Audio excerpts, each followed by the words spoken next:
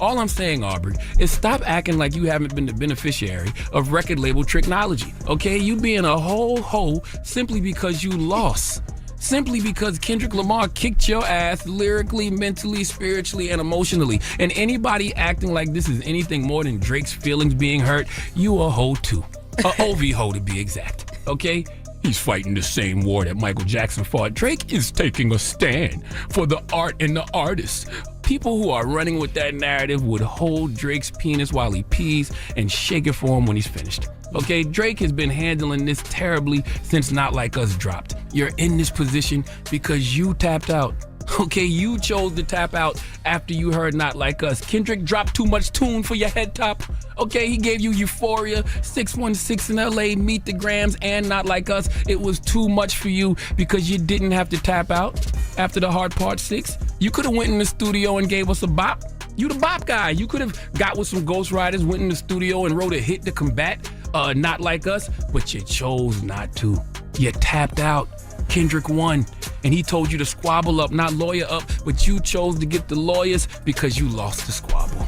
Is Drake, once the unstoppable force in hip-hop, now on the brink of losing everything he's built? For years he seemed untouchable, dominating the charts, gathering awards, and moving fluidly between rap's gritty authenticity and pop's universal appeal.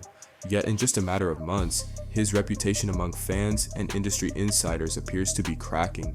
A high-stakes lawsuit against his own label, accusations of cultural appropriation, and the loss of support from some of his most loyal followers are painting a troubling picture. How did Drake, the sixth god who reinvented modern rap, end up at this precarious crossroads? And is there any way for him to bounce back? When Drake burst onto the scene, he wasn't your typical rapper. He brought a softer style, weaving smooth melodies into hardened hip-hop beats. Suddenly, listeners got rap songs that you could dance or even cry to, and it changed the game. He was heralded as a revolutionary force, someone who fused pop-friendly hooks with street-centric bars. Early on, many credited his background for creating a perfect cheat code. He had a black father from Memphis and a Jewish mother from Toronto, opening doors on both sides of the industry. He was accepted in rap circles for identifying as black, but he also had the pop market and corporate music executives wrapped around his finger. In some ways, it seemed like Drake had infinite passes, an open invitation to move in any direction he wanted without losing credibility. Critics would say he leveraged these two worlds, never fully committing to either, but reaping benefits from both. But the trait that was once his greatest advantage, his flexibility, may have set him up for conflict. People who grew up in the black community began to sense a hollowness when Drake tried to claim a struggle he never really experienced. On the flip side, mainstream pop audiences saw him as a trendsetter who refused to be boxed in. This cheat code story defined Drake's brand for years, but it's also the same foundation that's now being called into question. Rap has always been about storytelling. Those stories stem from real-life grit, pain, and triumph in predominantly black communities. Drake, however, didn't experience much of that.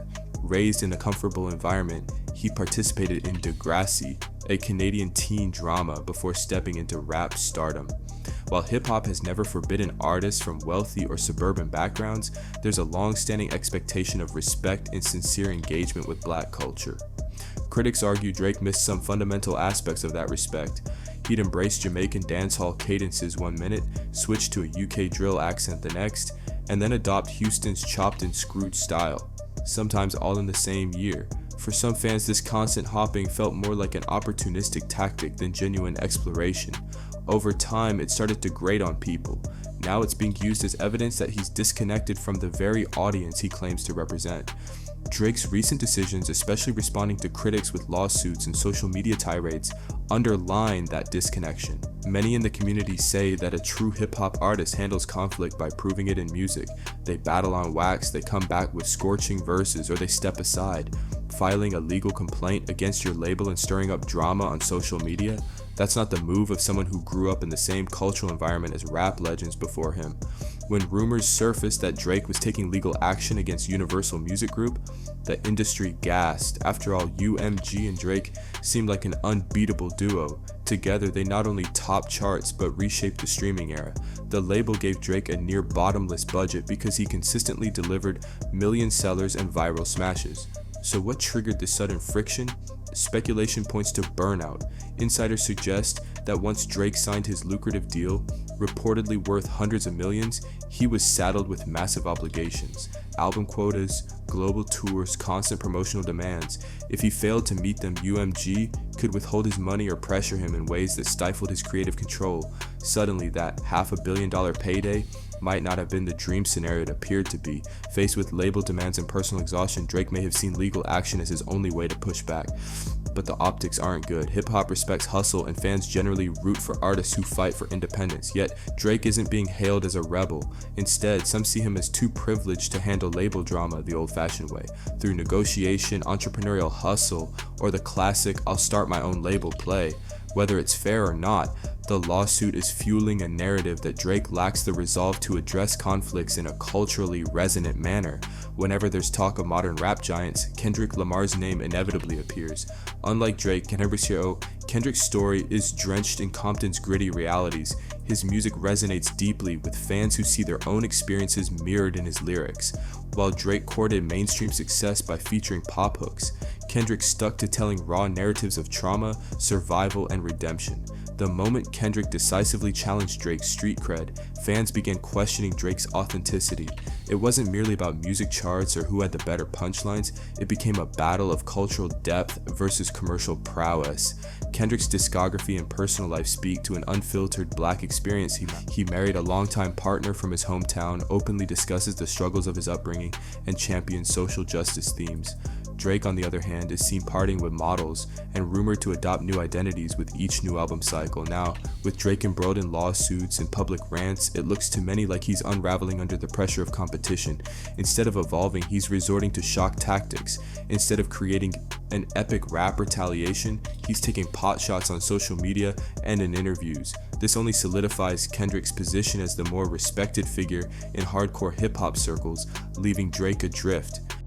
One of the most revealing shifts in Drake's downfall is the response from Black women. In the early days, think the Take Care era, Drake's soft, sentimental approach made him a heartthrob in many circles, especially among women of color. He wrote emotional lyrics that appeared to uplift and empathize with women's experiences.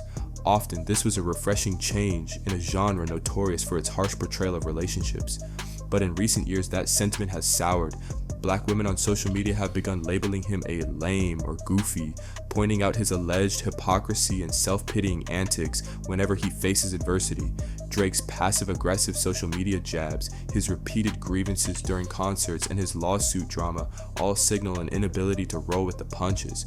In hip-hop's cultural fabric, there's respect for a fighter who stands tall after getting knocked down. Many fans are fine with artists taking an L, as long as they rebound with dignity. Drake, however, seems to be flailing. Black women in particular recognize that behavior as weak and unrelatable. When you lose that core demographic, arguably the tastemakers of urban music, you risk losing the cultural glue that held your brand together. The idea that Drake might be a culture vulture isn't new. From adopting Caribbean slang to flirting with UK grime, he's been accused of picking and choosing elements from different cultures to remain trendy. Early in his career, fans might have forgiven it as playful or even innovative, but now, in an era of heightened sensitivity to cultural ownership, his shapeshifting feels exploitative. Kendrick, by contrast, rarely steps outside the bounds of his own experiences. He acknowledges influences from older West Coast legends or from soul and jazz icons who also come from the Black American tradition. Drake's approach sometimes comes off as collecting stamps on a passport, treating different cultural expressions like destinations for a quick visit. What's made the backlash even harsher is Drake's seeming lack of introspection. Instead of addressing these appropriation concerns or explaining his creative choices, he's either brushed them off or tried to change the subject by stirring up controversy elsewhere. That tactic might have worked when social media wasn't as dominant, but now fans and critics can dissect his moves immediately, and the consensus is turning against him.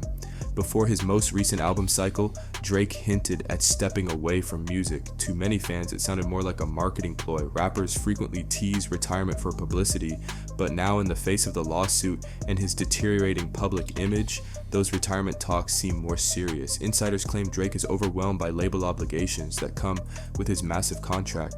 Others believe he's simply run out of fresh ideas, with each new release feeling like a watered-down version of earlier hits. A forced departure might also allow him to exit on his own terms, turning the conversation into Drake was too big for the industry, rather than he was phased out. Yet, critics argue that's wishful thinking. It's easier to slip into retirement than to admit you've lost your spark. If Drake does bow out soon, he'll have to manage this narrative carefully to avoid looking like he quit because he couldn't handle the competition. While it's easy to frame Drake's struggles solely as cultural or personal, the music business is a powerful factor. Labels have historically locked artists into deals that generate hits, but also generate endless debt. The bigger the advance, the more the label demands in return. More singles, more albums, more tours. What looks like an eye-popping payday often becomes a golden cage. Drake's $500 million deal might be the ultimate example of this dynamic. On paper, it secures his future. Who wouldn't want that much money? Yet behind the scenes, it's rumored that this contract compels him to pump out more music than he's comfortable creating. Quality dips, fans catch on, and critics pounce. In that scenario, a lawsuit might be his attempt to break free from an impossible contract. But if he fails to justify this legal stance in a way that resonates with fans, he risks looking like a pampered star who can't meet the demands of his role. All these controversies, lawsuits, cultural appropriation, and losing fan bases boil down to authenticity. Hip-hop thrives on it. Fans can forgive flawed heroes, shady backstories, and even creative misfires, but they don't tolerate someone perceived as fake. For the better part of a decade, Drake skated by on undeniable hits in a carefully curated persona. Now the cracks are showing, and the question is whether he can patch them up, or if he's simply run out of genuine angles to explore. Kendrick Lamar, in contrast, doubled down on personal storytelling and socio-political themes. His every move reflects a deep commitment to the community that birthed him. Meanwhile, Drake's moves, overnight accent changes, knee-jerk lawsuits, social media whining feel contrived. The cultural tide is shifting. Fans across all demographics, but especially within Black communities, are demanding more from their icons than just catchy hooks. So is Drake truly done? Has he pushed the limits of appropriation, burned his bridges with devoted listeners, and lost face with the very culture that fueled his rise? Or is this merely another trial on his journey, a chance to evolve and come back stronger than ever? At the end of the day, Drake remains a talented artist with an ear for catchy melodies and a staggering discography. That raw potential hasn't disappeared. Yet, a transformation is necessary if he wants to regain the respect he once commanded. He has to address allegations that he's disconnected from Black culture, either by embracing deeper authenticity in his music or by using his platform to genuinely uplift the voices he once imitated. He needs to reconcile with the very communities that championed him at the start, particularly Black women who have grown tired of shallow gimmicks. Most of all, Drake must decide whether to remain in the fight or quietly bow out. If he chooses to fight, fans will expect more than a new wave of pop tracks. They'll expect honesty, vulnerability, and respect for the culture. If he chooses to retire, he'll need to ensure his exit doesn't feel like running away from a battle he initiated. Perhaps this entire ordeal is a wake-up call, a moment for Drake to reevaluate and rediscover the passion behind his art, free from corporate demands and public pressures. In the grand tapestry of hip-hop history, stars rise, fall, and sometimes rise again. Which path Drake takes is ultimately up to him. The only certainty is that his next move will define his legacy. Will it be a glorious comeback crafted from newfound humility and creativity, or a slow fade into memory as the industry moves on without him? Whatever happens, it's a stark reminder that authenticity, cultural respect, and genuine artistry mean everything in hip-hop. No amount of money or lawsuit can substitute for the trust and love of the community. Drake, for all his past triumphs, must now decide what truly matters. Forging a genuine bond with his roots and his fans, or walking away $500 million in hand, but without the cultural crown he once wore.